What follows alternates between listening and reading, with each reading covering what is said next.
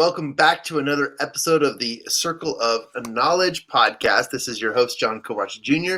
I'm really excited to introduce our guest speaker today and our guest the person I will be interviewing today. If you're watching the live, I'm not in my normal spot. I'm in a different studio location. And we're working out some fun, awesome difficulties technologically, but it's been awesome. We've been able to do this so far. If you've been listening regularly on the show, you know that I've been mobile for the last, let's say, 3 weeks, and it's good to be back. It's good to be in a new location, but we're just adjusting to some awesomeness. Again, as your host of the Circle of Knowledge podcast, Champion Circle is enrolling new members in its networking association. We are still based out of Salt Lake City, and we'll be slowly expanding into the north, as well as that sounds like I'm a weather person. The Champion Circle will be evolving into the north as we grow our networking association. Opportunities to connect, learn, and build through the mastermind methodologies, as well as the recreational fun that should be involved in how we connect, is the philosophy we live by. I'm really excited to introduce our guest on today's podcast, and let me introduce you guys to Morgana Rae. And Morgana Rae is an international #1 best-selling author. She's a speaker and a 7-figure life and business coach for 28 years. She has lots of experience in this regard. She's the inventor of the Financial Alchemy, a coaching method, and Morgana guides entrepreneurs, innovators, healers, and humanitarians to heal the rift between heart, spirit, and money, to save the world as only they can. I'm really excited to get to know this individual. And Morgana, thank you so much for joining me on the Circle of Knowledge podcast. Oh, very happy to be here. Hello. Thank you. And you said you're joining us today from Southern California. Sunny Southern California with gardeners in the background. I don't know if you can hear it. Hopefully they'll be done soon. That's fantastic. And do you personally like to garden? Is that a part of your lifestyle? Yeah, well, especially for the last couple of years, it's when we're home so much. Yeah, owning a house gives me, this is what being a grown-up is. Like, if I want to paint walls purple, I can paint walls purple. Haven't, but I could. And yeah, just growing things and vegetables, fruit, lots of fruit trees. And yeah, something about life and the cycles. And I didn't know we had cycles in Southern California, but oh my God, plants will totally psych you out and they will pretend to be dead. And once they've convinced you that they're dead, they come back to life, which is just a really nice reminder for, I think, money flow and economic cycles that, life psychs you out to make you think that things are hopeless. And if you just go a little farther, boom, it comes back, and it comes back big. Wow. I love that. I can't wait to learn from you more. But before we get into your knowledge and business and what you've done for coaching and all of that, tell us about you, where you've come from, how you came to be Morgana Rae today. That rhymed, and I didn't mean it to, but that was awesome. Well, that's an interesting question, where I came from. And this is going to be so completely off topic, but you asked.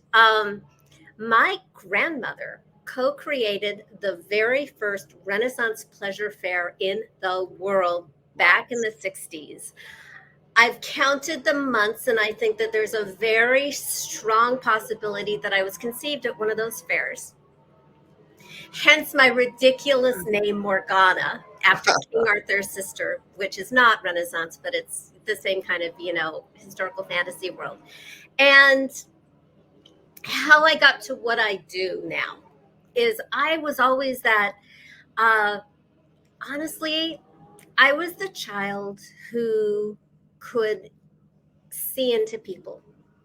And unfortunately, I was often the child who helped the adults make sense of their circumstances, tune into who they really are, be more resourceful. Not appropriate for kids, but that has always been my talent. And I've grown up with these questions about, well, what are we? humans. What are we? Why are we here? What is this universe we live in? What is the nature of it, scientifically, metaphysically? What is it? And how do we have a better experience while we're here?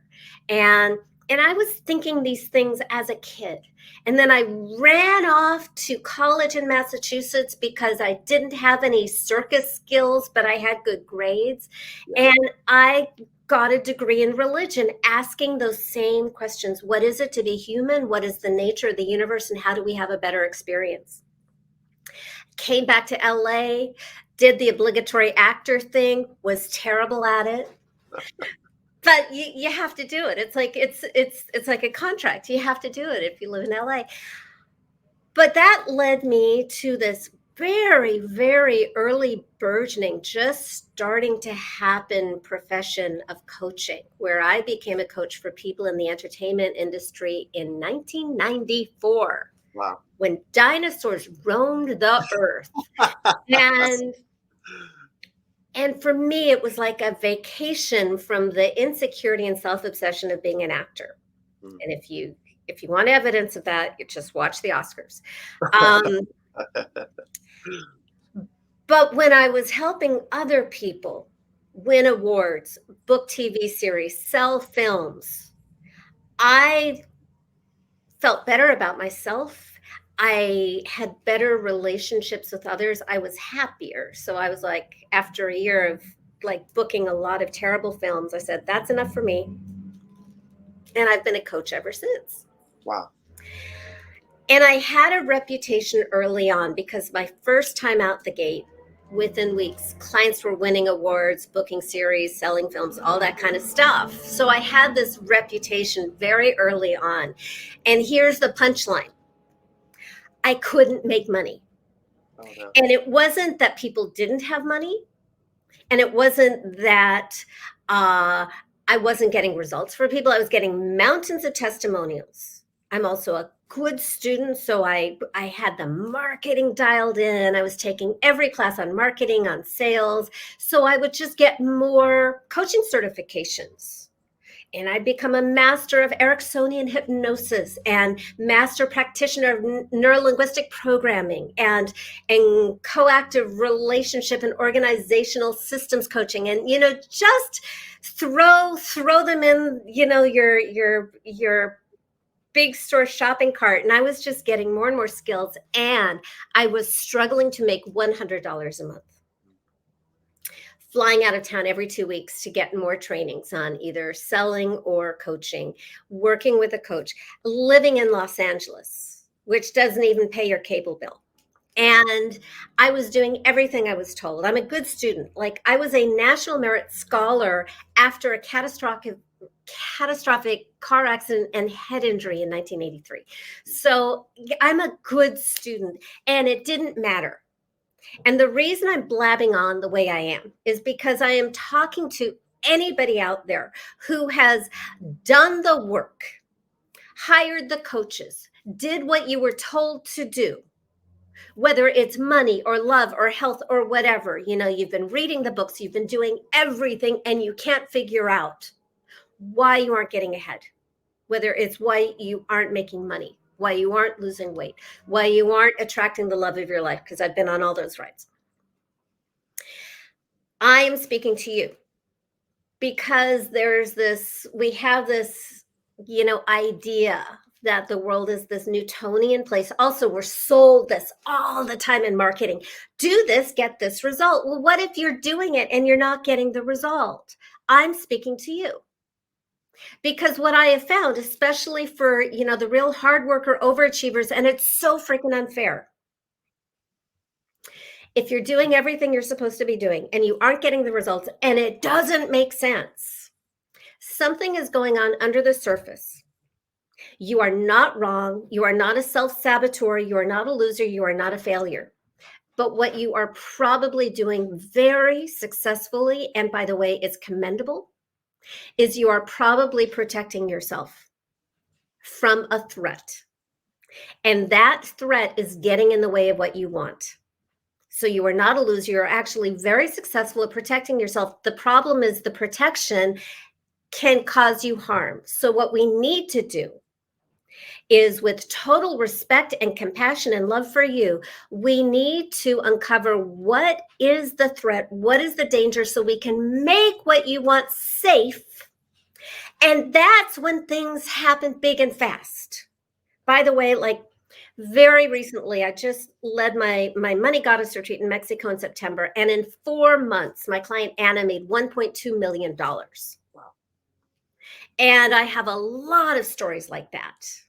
By the way, that is totally not the fastest. Like that took, what took you so long? Actually, no, it's great. But things need to shift. When you are that smart overachiever and you're working hard and doing stuff, I really, really want to get it into you that it's not your fault. But it is your responsibility, because only you have the ability to respond. And so what I want to do is I want to help. And I'm not gonna tease you and say, if you want to learn more, go to page 36 of my book. No, I'm gonna try, in the time we have, I'm gonna try to give you every secret that I can cram in and force feed you like a French goose, which is a horrible analogy, and I do not support that at all. Apologies, cancel, cancel, cancel. But I am going to try and give you everything I can in the tiny time that we have, and then point you to resources, free and fee, whatever you choose. It's totally up to you, because I believe transformation needs to be available to everybody wherever you are on your journey. So I was in that place. I changed my relationship with money. I'm going to walk you through how I did that, and I've made millions of dollars since.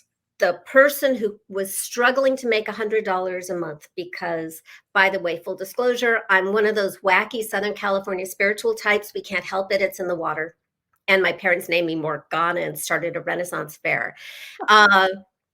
So, and then I go to like an expensive East Coast college and major in religion. So obviously money was never really my top value to begin with. But if you don't make it, that stops life. Literally. Money is serious, and it's the reason I focus on it as a coach, at least as the first step, as the pain door. Once you're inside and money is no longer the problem, then we get to play with all the other stuff, the fun stuff. But money is the number one excuse human beings have given me over almost 30 years for what we can't have, do, or be. So I want to get rid of that block so that we can really face the real stuff. And it's a juicy place to look, because money represents life. All of our garbage around our lovability and our value and our safety and power is going to show up in money. Whether you are on public assistance or a billionaire, because I have coached that full spectrum. That's where I come from. That's awesome. And I have a few more questions for you, but I also wanted to share one quick thing, is that as a former accountability coach, I've worked with thousands of professionals on their daily goals, and I relate to a lot of what you just described. And many times when a client was at that breaking point, many of them would have that moment where they just ask, like, why can't people just tell me what to do, and I'll do it, and it'll be absolutely right. And I know that you have so many great answers for this. And it's funny, as an athlete, I also had that thought, like, why can't I just shut off my brain, let the machines and the coaches and all the things turn me into this mechanical superstar, and then just do it? And it's so funny how we as humans, which I love that you brought up the protection theory, because as humans, that is the most natural and humane thing for us to decide, is why can't we just turn it all off and be our best? But there's so much more to it in that humanity. And so I could see in your smile, you're like, yes, let's get into this. Let's talk about it. Well, you just brought up so much great stuff. Like, why can't somebody just tell me what to do? Is Right. like saying, why can't somebody else learn my life lessons for me and then give me a pill? Because the world is full of people who have great suggestions. But one of one of my bugaboos about the coaching world, because I've really been in this since kind of its birth, and I've been watching it go through a lot of cycles. First, figuring out what it is and learning how to be effective, and then the profession went through, but how do we like run it as a business? And then it went way into it becoming online marketing and sales and not coaching. And that's caused a lot of damage. And at the bottom line is that coaching really isn't telling somebody what to do. That's teaching a class or reading a book. Coaching is so individual, and at its best, it's drawing forth the answers from the client, because human beings know themselves the best. And we do get in our way from a very well-intentioned protective place. Again, like my favorite thing to say is change happens at the speed of safety.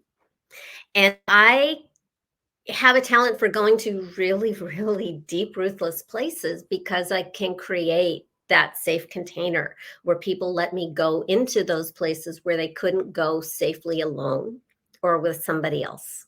And that creates the energy. It's like a slingshot. So there's this whole thing in personal development, which, law of attraction, universal laws.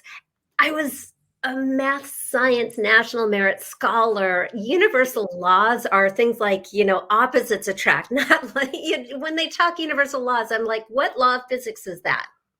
Now, I do believe in a strong tendency of attracting when things are safe, but there's this whole sort of good vibes only, fear-based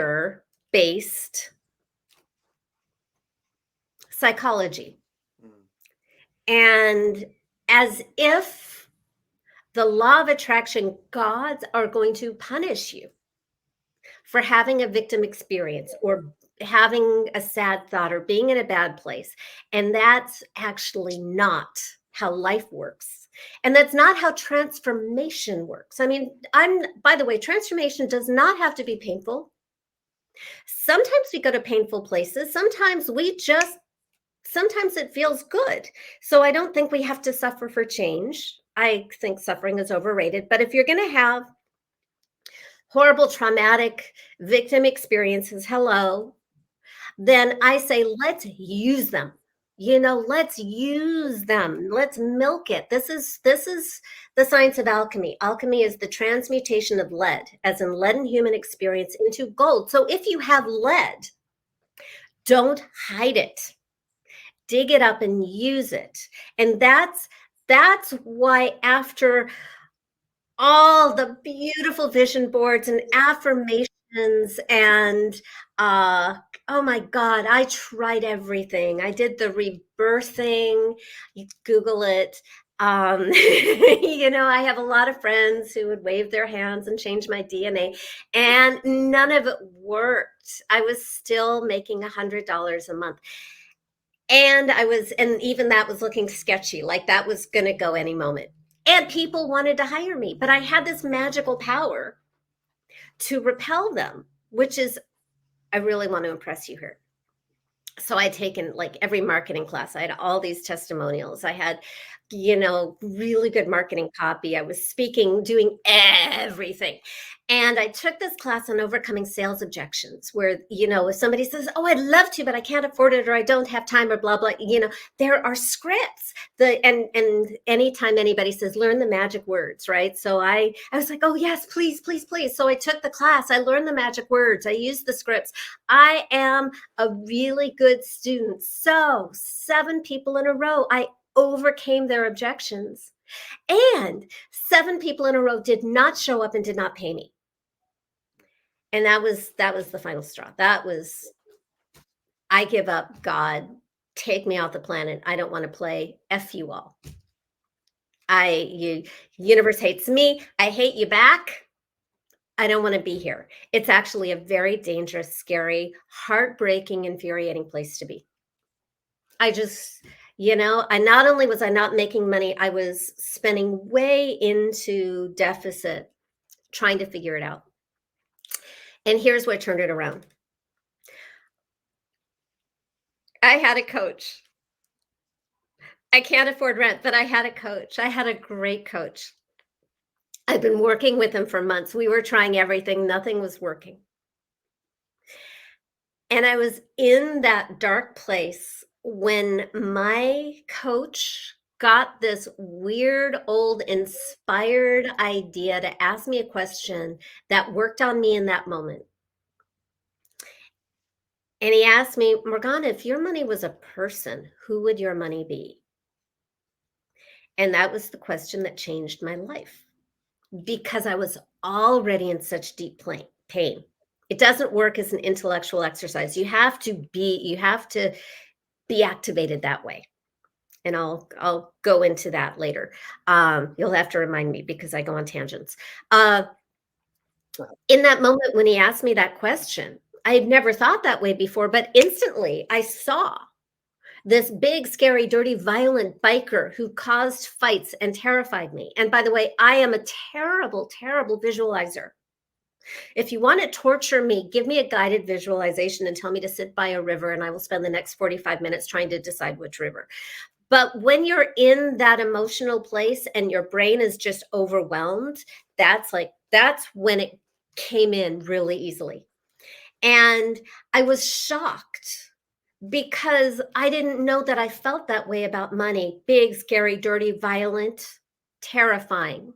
Hear the contempt and fear in my words. I didn't know I felt that way about money. But when it was a person, suddenly this abstract concept became real as you are right now. And I knew that there was no way that I could have money in my life if it was that guy. Because people are realer than abstract concepts. We know it better in our bones and our DNA. We've all had relationships with people, good people and bad people. Your experience of relationships with bad people comes in really, really handy right about now. Yeah. And it was that aha moment where it's like, oh my God, no wonder. And I knew it didn't matter what I did or how hard I worked or how consistent I was or how well I did it. My core being had to keep distance from this guy 24/7. And there was nothing I could do that would override that. I had to get rid of that guy. I had to get rid of that dynamic. It only became real when I made it a person. So I got rid of him. I do that better now than I did then because at the time it was just kind of, accidental. I've learned a lot since then. Necessary to do it for other people. So I got rid of the monster. Yay. I live in Los Angeles and I have no relationship with money. That's not good. So I had a new crisis. And by now I'm on my own. Coaching call is over. And I'm thinking to myself, okay, well, I have to have a relationship with money. And by the way, I'm not saying it with any joy. If you've ever been in a really horrible relationship and a really horrible breakup, you know you are in no hurry to get into that again. And I had no frame of reference for a relationship with money that was not demoralizing and causing fights and doing terrible things in the world and just making me feel bad about life. I love to buy things, but I didn't want to have anything to do with money itself. And I didn't know what it would be like to have a different kind of relationship. So I thought to myself, well, who could I want in my life so much, who would be so wonderful that I'd be willing to have a relationship with that person, even if it's money. Like, this person's wonderfulness will override the money part. And it was really important that I approached it that way by putting the love first. Because if you replace the money monster with a new kind of, what have you done for me lately, money, huh? You're back in a relationship with a money monster where you have no power. and you're easily victimized. So that's and there's no love there. That's the same old thing. So I thought to myself, who could I want so much? And being the ridiculous romantic fool that I am, the person who showed up was a cute guy. I know. So cute. Cute, clean cut, romantic, in a tuxedo and a bouquet of red flowers, in love with me, like as if he's going to take me off to the theater, wanting to woo me. Delicious. So, like, yum. And that was going to be my new relationship with money. And there was a weird twist to it. Not only was I like flabbergasted by this notion that money loved me and wanted to woo me, but I also had a sense that he was really vulnerable, and I'd been breaking his heart for years by pushing him away. And that's important because in this paradigm, as a coach, my job is to always advocate for your personal power and your agency, not to give it away to some money honey fairy while you sit on the couch and visualize pots of gold like in The Secret. By the way, I'm friends with half the people in that movie. So you have the body, you have the power, you are the gatekeeper in the relationship. It doesn't feel that way when you have a relationship with a monster that you need to protect yourself from. But when it's somebody worthy of your deepest admiration and trust, it's a very, very different game. So I could tell that this person was really wonderful, really loved me, really wanted to be with me. And I had no freaking clue how to let money be with me. I was like an Olympic gold medalist at money repulsion. I had those muscles honed in, and I didn't know how to do anything else. The great thing about making money a person is now money has a voice. So I asked him, what do you need from me that will allow you to stay with me the way you want to? By the way, that's a very different question than what do you need from me to love me? Because occasionally people hear me wrong. So I'm just like, okay, stopping the record right now. Your money honey, your new relationship with money, I call it your money honey. Your money honey loves you and loves you more than anybody else in the world. That's the rule. If that isn't present, go back and see if there's any money monster residual energy and get rid of it. When you get rid of the monster, all that remains is love. Your new relationship with money feels like a relationship with love, but we call it money because money is that area of life that needs our love and healing so much as individuals and as a species. So I asked my money honey what he needed, and he said, I just need you to love me. Stop treating me like a monster, please. And there was such vulnerability and sweetness in that request. And I didn't want to be, the Reddit thing, AITA. I'm not going to curse here, but you know what am I the, and I was in the relationship, and I didn't want to be that person. I wanted to be a good relationship partner. So I said, of course, what does that look like? And then we had a conversation, and we made a deal that next time he brought me a gift, which usually looked like somebody who wanted to hire me, instead of freaking out when they said, what do you charge? As if I had to hide some kind of really shameful, stinky monster, right? My way of saying thank you for the gift would be to state my fee with that energy of love. Like, this is my fee. Isn't he gorgeous? And then, by the way, jumping ahead, the best sales skill on earth is to shut up. And it's so hard, but just say your fee. Whether somebody can afford you or not is none of your darn business. It's not your call to make. Respect the person opposite you as an adult, fully capable of making their own choice. Do not pressure them. Do not trick them. Do not apologize. Just tell them what they need to know and let them decide. And the more you respect their decision, the more money you'll make, honestly. Like if you let somebody go, they're more likely to come back. Or you're creating space for somebody who is just a very easy yes. I like easy yeses. You do not, if you're selling something of quality, you do not need to manipulate or talk them into anything.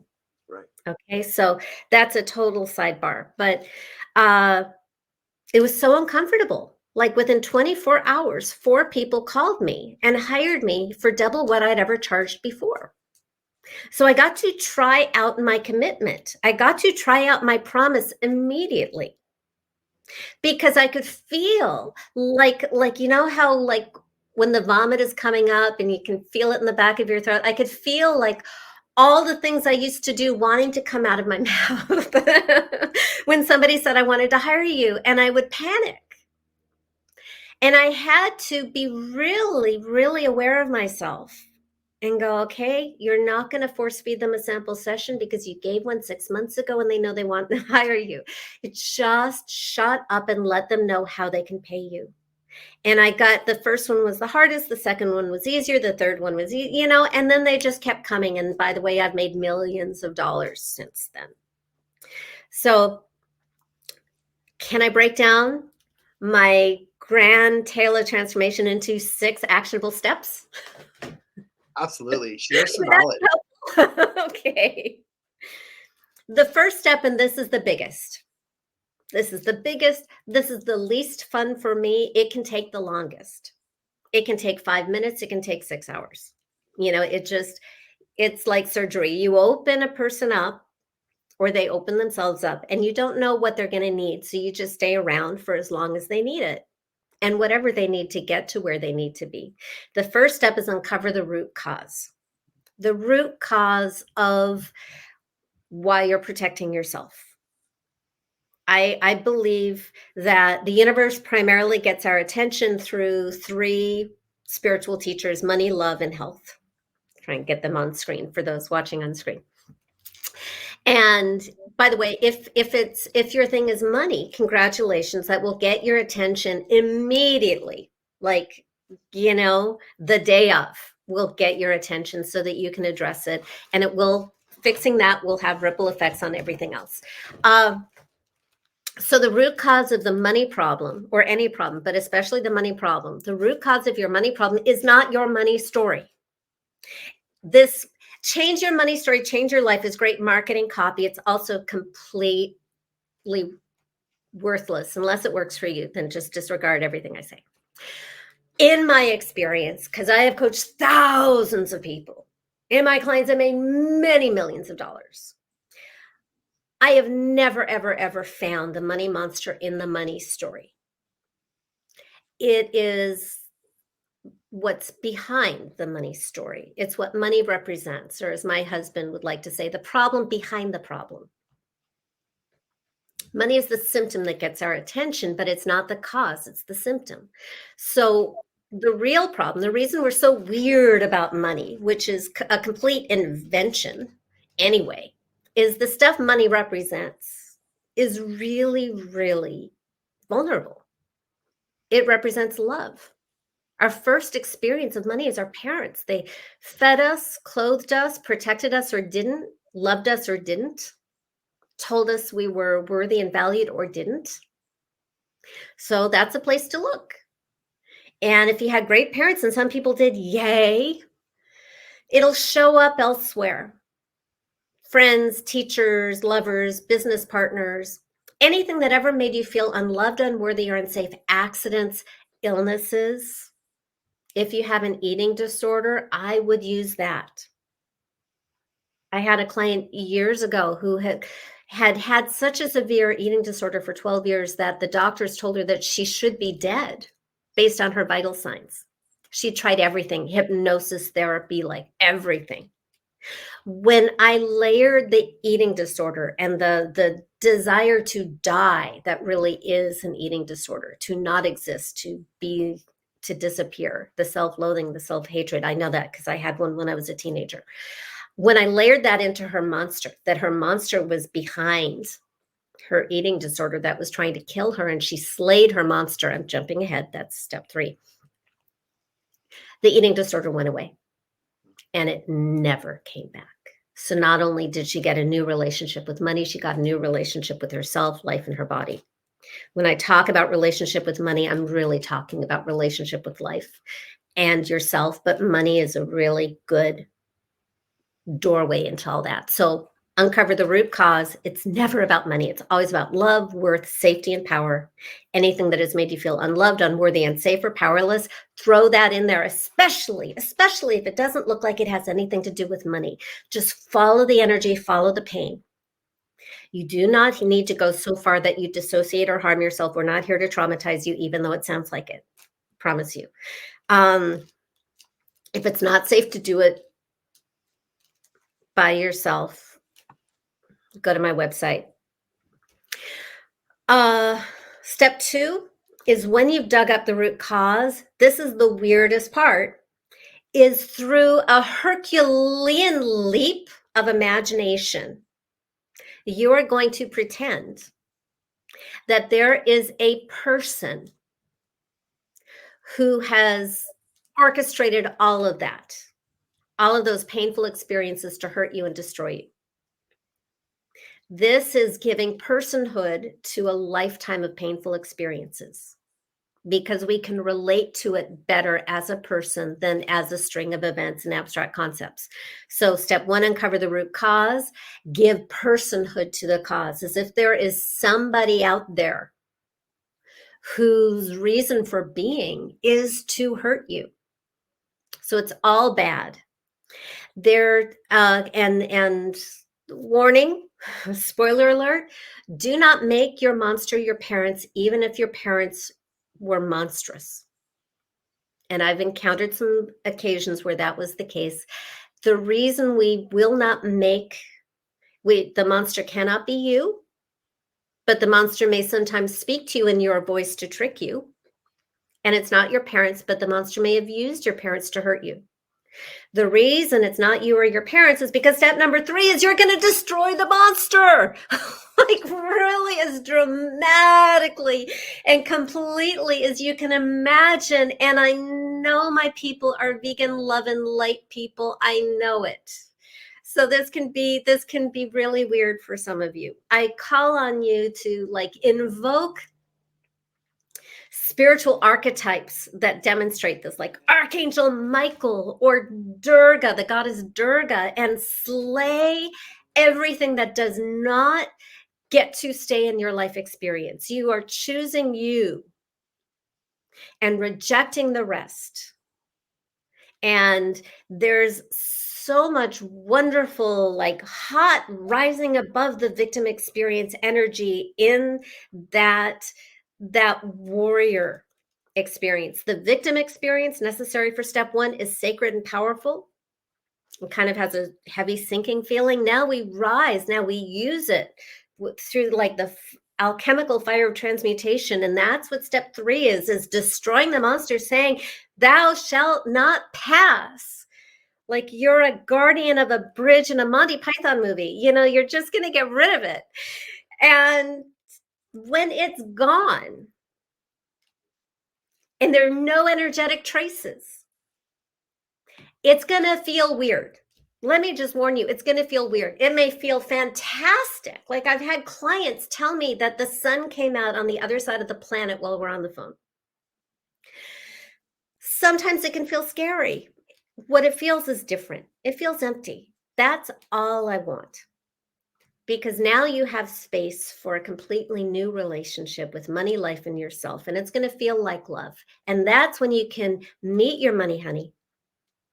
Ask your money honey what your money honey needs, he, she, they, to be with you the way they so much want to. And then final step 6. Step 1 is uncover the root cause. Step 2 is personify The root cause is your money monster. Step 3, destroy your money monster. Step 4, meet your money honey. Step 5, have a conversation with your money honey. Step 6 is take action, concrete, measurable action that lets you know that this relationship has changed, because everything's been going on the inside, but we want to give physical reality to what has happened to let you know that you're committed to this new relationship. And that's when the wild stuff happens. That's when Katie Curtin is offered $10,000 out of the blue on the phone.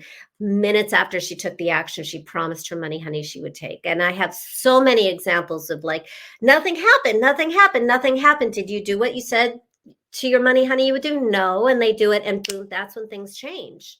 Because you also have to be trustworthy in the relationship, because that makes you feel more worthy. Ultimately, relationship with money is relationship with yourself.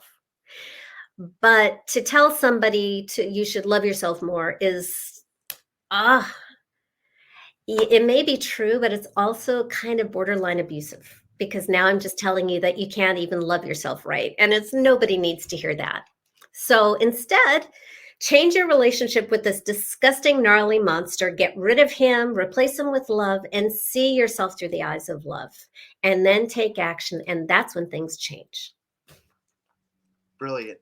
Thank you for sharing all of that. And I don't even need to ask the question, what knowledge would you like to share, or what action steps could you take? Because we've covered it. And I'm grateful for your answer. I'm grateful for your steps process. I put here on the screen here to learn more about Morgana Rae. Go visit her website at www.morganarae.com. And Morgana, I believe you said that you were you have a money love quiz that you're can direct people to, and is that on your website? Yes, I would go to on my website at morganarae.com, spelled just like you're saying on the podcast.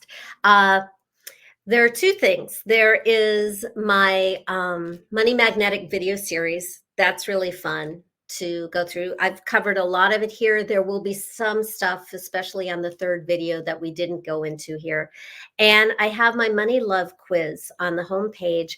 And that's really useful because, like, I could say, oh, here's my gift, and try to throw the same thing at everybody. And that's really not respectful. That people are different, and you're in different places on your journey. I believe we're all on the same journey towards a life focused fully on love, lifestyle, and legacy. And so in that way, all human beings are alike. But where you are on that journey is going to be different. So this quiz is a very friendly, pain-free, non-judgmental, easy peasy quiz to see where you are, and then to make recommendations for your next step. And I always include free stuff too that is curated specifically to where you are on your journey at morganarae.com. Wonderful. Thank you.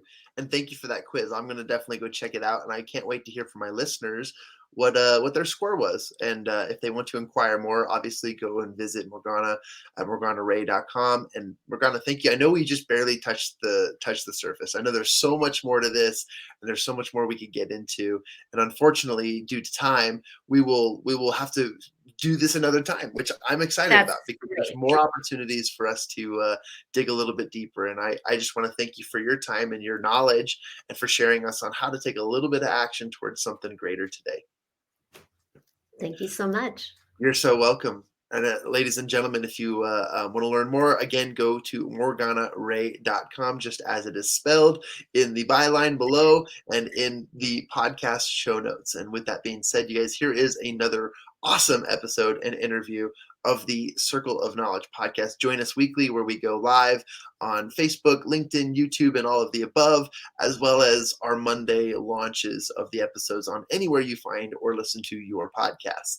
Thank you again, Morgana, and we will have you on another time so that we can get into more of this as we go.